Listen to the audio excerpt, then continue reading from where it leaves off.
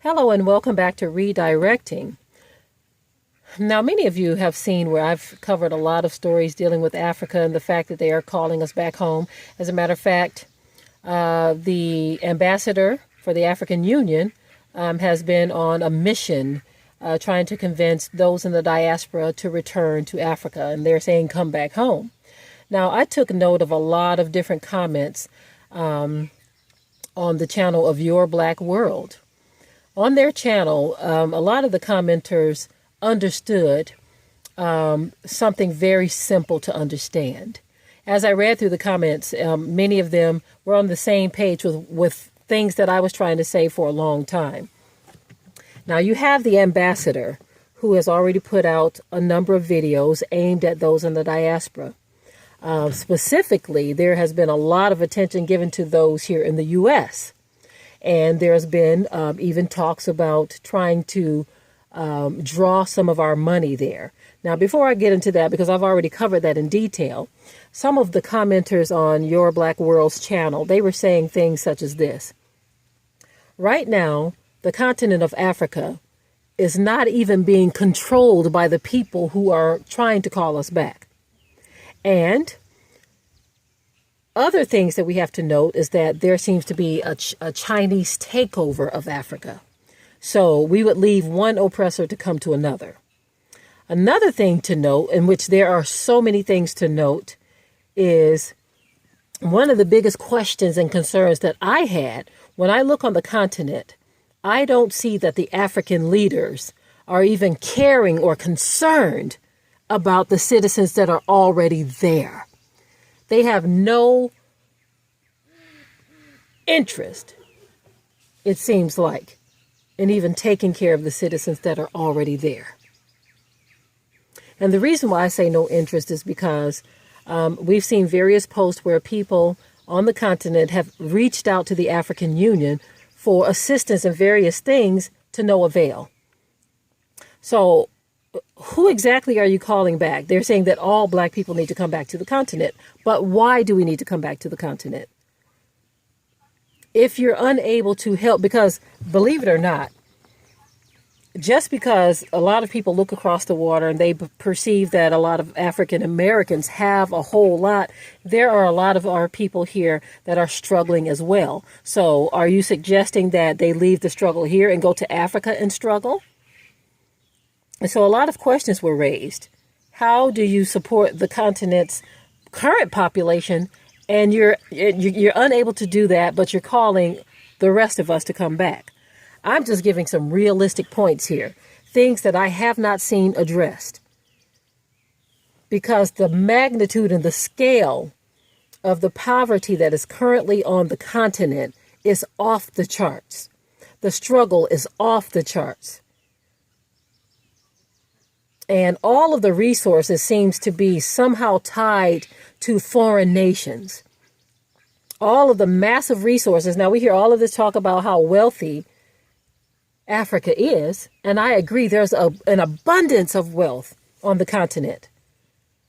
But these African leaders are in cahoots with foreign leaders.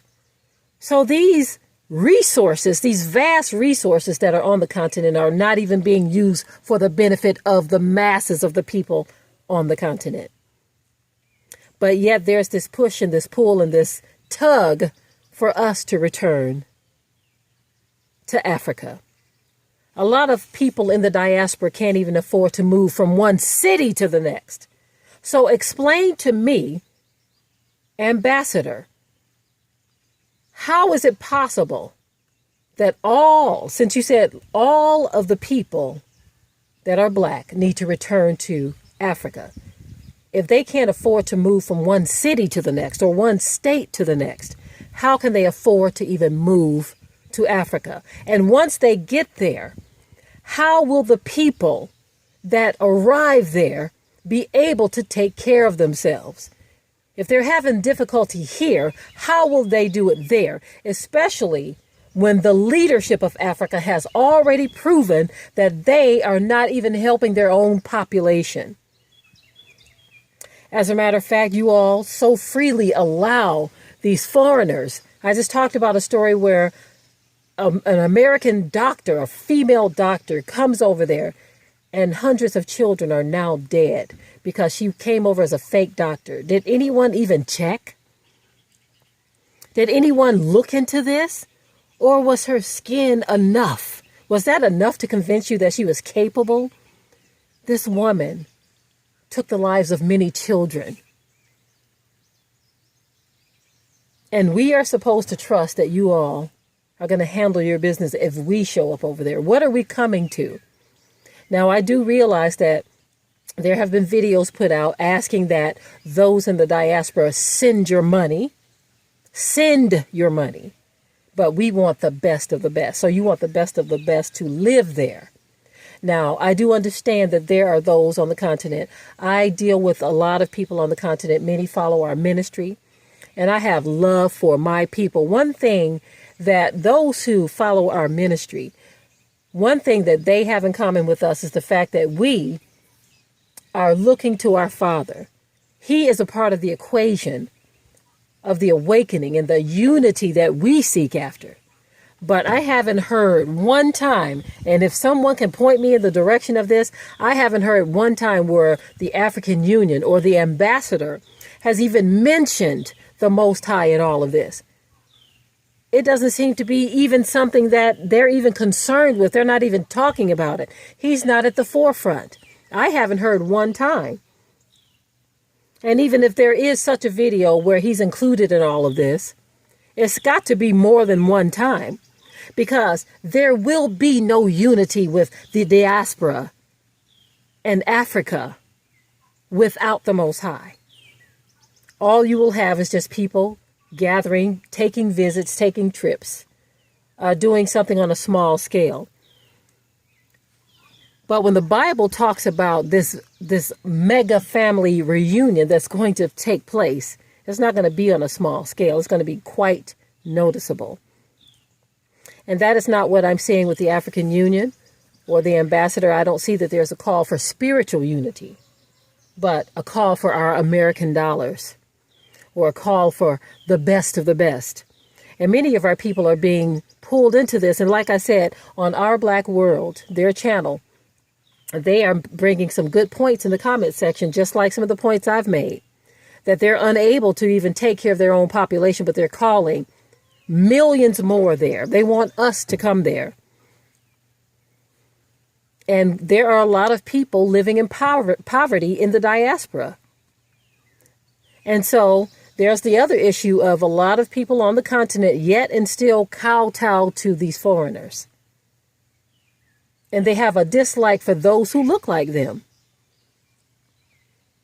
There's a lot of that going on, and we have to iron out all of this.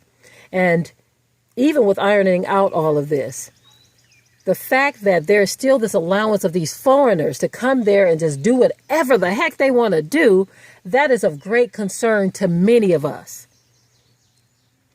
That is a great concern to many of us. If you're not even pleasing and helping your own population, why are you calling us back? What is with all of that? What is the real purpose? What is the real agenda? Like one commenter said, it gets our people excited, and you're building a false hope in people who are tired of the oppression in the lands of our captivity. You build up this false hope because people are thinking, yes, I would love to be around my own, without the knowledge or the understanding that there is oppression over there as well. Not just at the hands of our own people, but also the foreigners that you all allow to come over there and use and abuse the people on the continent.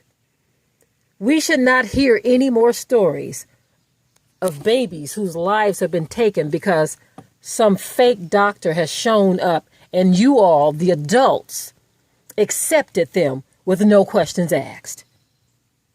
That is a problem. That is a real problem. And until all of these vast problems are ironed out on the continent of Africa, there should be no one telling us or calling for us to come home until you fix what's going on there, until you get rid of these wicked leaders and stop telling us don't pay attention to them. That was one of the things that really turned me off with the ambassador's speech that everyone was so amazed at, when she told us not to pay attention to the crooked African leaders who may only pocket 1 or 2 billion. Pay attention to the foreigners who are pocketing hundreds of billions. To me, that sounds so tripped out. I wanted to say something else. For you to tell us to trust the African leaders and don't pay attention to their foolishness while the people on the continent are suffering, you have got to be kidding me. Okay? Listen, family, you all know, many of you have unsubscribed. I had a lot of people unsubscribe because they feel like I'm taking away hope. How can I take away something that was never there? As I've stated, when you think realistically, if we as a people, if our people can't afford to move from one city to the next, how are you going to get millions of us to Africa? And once we get there, where are we going to live? This is one of the comments that was on the channel. They said, where are we going to live? How are we going to live? How are we going to get around? All of these different things, should I say. How are we going to maintain our living once there? Now, you do have pockets of people who can probably afford to do that. But what about those who cannot? So that is yet further proof that they are not interested in those that are poor coming to Africa. So don't send out a bold statement saying that all black people need to return, because you don't mean all. You just mean those who have money that can support your goals. Okay, family, I'm keeping it real on this channel. And as many others who have decided to exit the building because they don't want me to keep it real about Africa, I'm going to ask questions when somebody's asking me to send money to build a Wakanda village. I'm going to ask questions. Will I have access to it? Can I live there? That's what I want to know. But for those of you who don't care and you want to send your money and blindly do this, that, or the other because someone gives you an immaculate speech, so be it. Okay, family, I'm out.